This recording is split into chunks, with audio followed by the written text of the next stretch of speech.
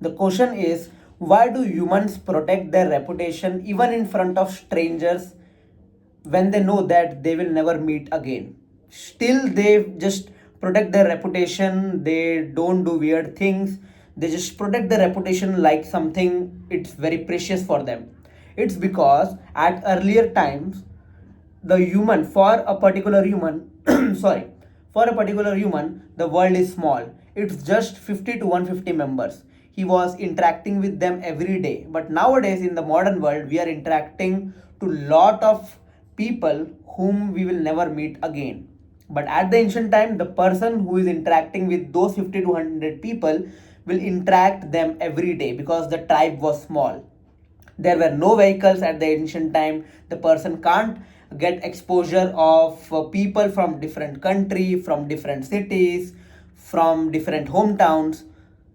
So that's why the brain just developed the quality of protecting the reputation, because if you lose the reputation in front of 50 to 100 members, then your life is at risk. So the same quality, same brain is acting in the modern time. So that's why whenever we meet strangers, we still feel a urge, or it's not urge, it's a wrong word, we still feel to protect our reputation, to not do weird things in front of them. Okay, it's because the subconscious brain is still the same.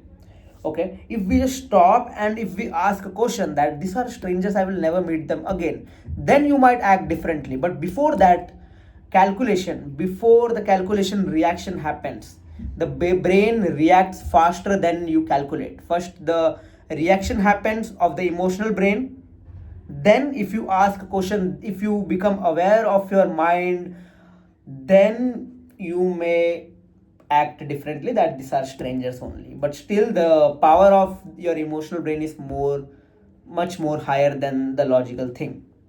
So it seems very interesting that earlier the person was just exposed to 50 to 100 members of his tribe. That's why this brain is so conscious and so fear of making mistakes, and he just protects his reputation because that's what he learned and that was very important at that time. But nowadays in modern world, if you meet people, if you meet new strangers, then it's very unlikely that you will meet them again.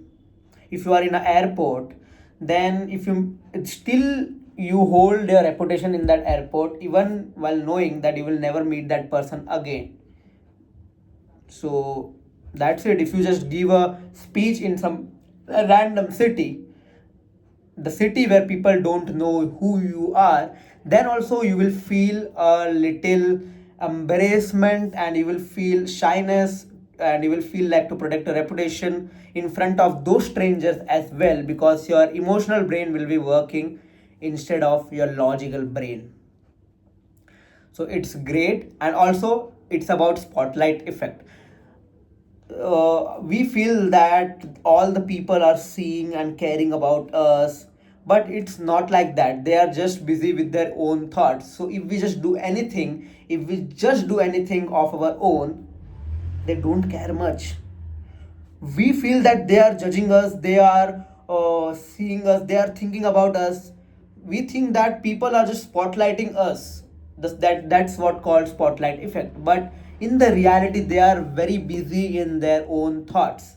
So when we realize this reality, if we accept this reality, and if we are aware of this reality in this kind of situation where, let's say, if we have speech in front of strangers, if we want to articulate something in front of strangers, anything, if we are aware of this thing, that this is the quality of an old brain, because his members were limited and reputation was a big thing for him, and if he didn't preserve his reputation, then his life will be in danger. If we just aware of this thing, then we will realize that we are in a safer environment and we can just do anything. So that's all about this thing. And I really think that we need to internalize all these things strongly. All we should learn about the biology, because it will really help in all the situation of life.